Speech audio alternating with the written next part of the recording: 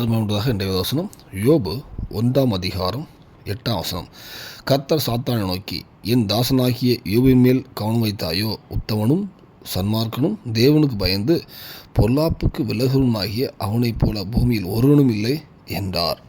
கர்த்தர் மேம்பட்டதாக இந்த வசனம் கர்த்தர் பிசாசிட்ட சொல்கிற வார்த்தை. நீ உலகம் ஃபுல்லாக சுற்றி வாரன்னு பிசாசு சொல்லும்போது சொல்லுவார், நீ உலகம் ஃபுல்லாக சுற்றி வந்தால் அங்கே ஒருத்தர் இருக்கார், யோபுன்னு ஒருத்தர் இருக்கான், அப்போ அவனை பார்த்தியா அப்படிங்கும்போது அவனை குறித்து கர்த்தர் கொடுக்க சாட்சி. அவன் எந்த மாதிரினா உத்தமனா, யோபு உத்தமன்னு சொல்கிறாரு, சன்மார்க்கன்னு சொல்கிறாரு. மூன்றாவது பார்த்திங்கன்னா தேவனுக்கு பயந்து பொல்லாப்புக்கு விலகிறவன் அப்படின்னு சொல்கிறாரு.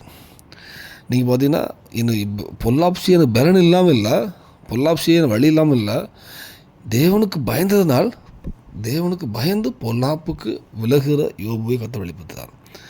அடுத்த சொல்வார், அவனை போல் பூமி ஒருவனும் இல்லை அந்த டைமில்.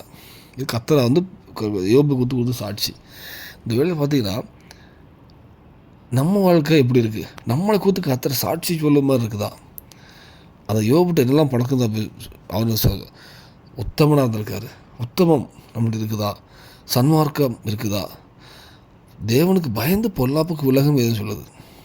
சொன்னே நம்ம சிலவங்க பொல்லாப்பு செய்யாமல் பொல்லாப்பு செய்ய பலன் இருக்காது, செய்யாமல் இருப்பாங்க, அதுக்கான சூழ்நிலைகள் இருக்காது, செய்யாமல் இருப்பாங்க. ஆனால் தேவனுக்கு பயந்ததுனால தான் அந்த பொல்லாப்புக்கு விலகி இருக்கிறேன் அப்படின்னு இருப்பீங்கன்னா, எனக்கு எல்லா பாவங்களும் பொல்லாப்பு வாசல் இருக்குது, ஆனால் நான் கர்த்தர் என்னை பார்த்துட்டு இருக்கார். யோசேப்பு சொன்ன மாதிரி தேவன் கர்த்தர் என்னை பார்த்துட்டு இருக்கு, அவருக்கு பாவம் செய்யப்படி அப்படி அவர் மேலே கர்த்தருக்கு பயந்து பொல்லாப்பு விலகுற மாதிரி நம்ம இருப்போமானால், இந்த குவாலிஃபிகேஷன், இந்த தகுதி நம்மள்ட்ட வருமானால் நம்மளை குறித்து கர்த்தர் சாட்சி சொல்லுவார். இவனை போல் ஒருவனும் இல்லைன்னு சொல்லுவார். இந்த வேளையில் நம்ம எதில் குறைப்பட்டிருக்கோம் அப்படி நம்ம நிதானிச்சு கண்டிப்பாக நம்ம தேவன் கர்த்தர் வேதத்தில் கொடுத்துருக்காருன்னா இது நம்ம அது சரி செய்து தான் கொடுத்துருக்காரு. நம்மளை குறித்து கர்த்தர் அந்த மாதிரி ஒரு சாட்சி சொல்ல முடியும். நம்ம அதுக்கு ஒரு விஷயம் சுத்திகரிக்கப்படணும், சரியான பாதையில் போகணும்.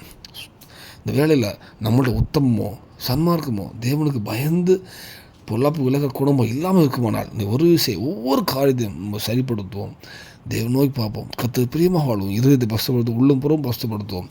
கண்டிப்பாக ஆனால் யோபு சாட்சி கொடுத்த தேவர் உங்களையும் சாட்சி கொடுப்பார், யோபு சிறைப்பத்தை உங்கள் சிறைப்பத்தை மாட்டுவார், யோபு ஆஸ்வதித்தை உங்களையும் ஆஸ்வதிப்பார்.